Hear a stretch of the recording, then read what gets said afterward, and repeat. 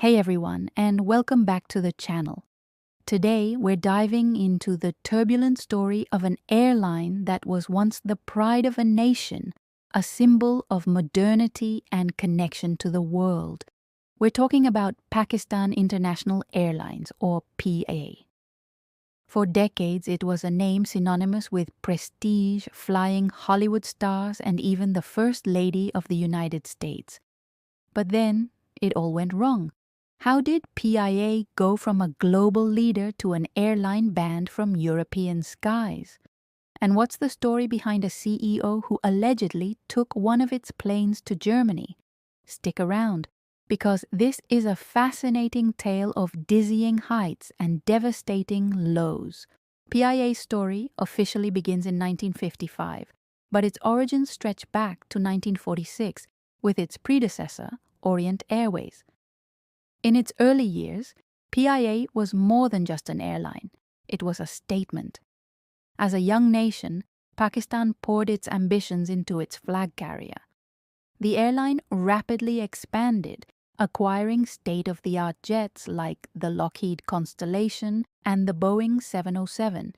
It pioneered new routes, becoming the first Asian airline to fly to Europe and operate a jet service. It was a time of immense national pride. PIA's slogan, "Great People to Fly With," wasn't just marketing. It was a reflection of its reputation for world-class service and professionalism. This was PIA's golden age. It had a modern fleet, a strong brand, and was seen as a shining example of Pakistan's development.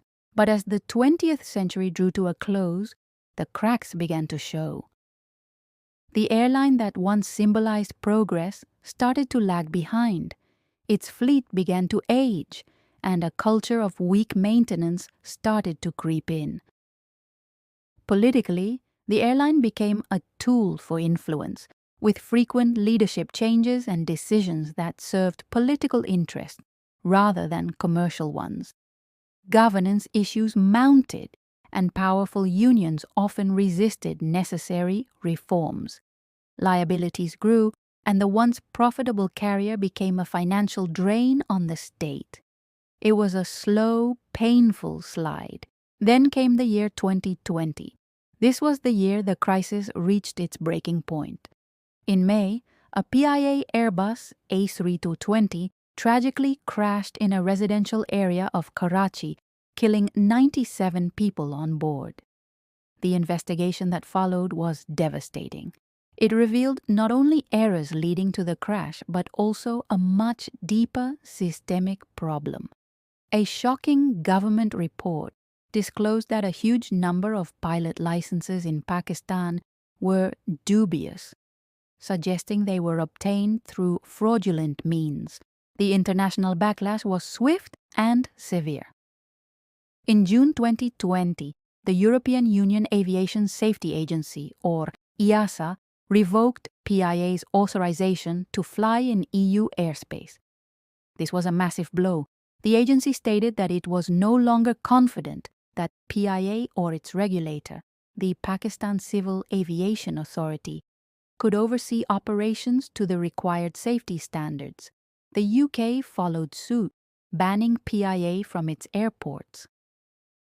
These weren't just any routes. London, Paris, and Manchester were some of the airline's most prestigious and profitable destinations.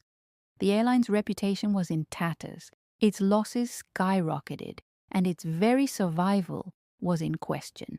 Amidst this chaos, a truly bizarre story emerged, one that perfectly encapsulated the governance problems plaguing the airline. It involved a former CEO, a German national named Bernd Hildenbrand, and a missing, or maybe sold, Airbus A310. The story goes that this aircraft was flown to Germany, but how and why, the details are murky. In 2017, reports surfaced that Hildenbrand had taken the plane to Germany, where it was allegedly spotted being used in a film. Initially, PIA insisted it still owned the aircraft, claiming it had just been taken out of service. But the controversy deepened. It was alleged that the plane was transferred to a film company in Malta and then flown to Germany, bypassing the usual board approvals and tender processes. Later, in 2020, PIA told Pakistan's Supreme Court that the aircraft wasn't missing at all, but had been sold back in 2016 for a price that critics argued was far below its market value. Pakistan's Federal Investigation Agency launched an inquiry into the former CEO's actions. To this day, the incident remains a confusing chapter, a symbol of the lack of accountability that had crippled the airline. The plane was never returned to Pakistan, and the affair simply faded into a long list of unresolved issues. So, where does that leave PIA today? After years of turmoil, there are finally some signs of a turnaround. In late 2024, after a rigorous process of reforms and audits, ESA finally lifted its ban. In January 2025, PIA resumed its flights to Paris, a huge symbolic and commercial victory. The airline is also working to get back into UK airspace, which is critical for its recovery. Financially, there's a glimmer of hope, too. For the first time in nearly 2 decades, PIA reported a profit in the first half of 2025. It's a modest profit, and the airline is still weighed down by massive debt and negative equity, but it's a step in the right direction. The Pakistani government, under pressure from the International Monetary Fund, is also pushing ahead with plans to privatize the airline. The goal is to offload the legacy debt and bring in a commercially minded private partner who can run it efficiently. This is a difficult but necessary step to make PIA competitive again. The skies are crowded with fierce competitors, especially the Gulf carriers like Emirates and Qatar Airways, who have captured a huge share of the market. Restoring its global network is PIA's only path to reclaiming its relevance. So, let's recap the dramatic arc of this airline. It started as a beacon of hope and ambition, a pioneer in global aviation. But over the decades, a lethal combination failures led to its decline. Politicized governance, an aging fleet, a poor safety culture, crippling debt, and fierce competition.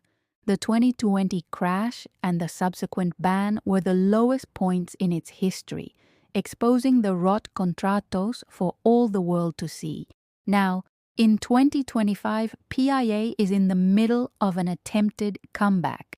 It's not the glamorous world-leading airline of its golden age, not by a long shot, but by resuming European flights, posting a rare profit, and moving towards privatization, it's showing signs of stabilization.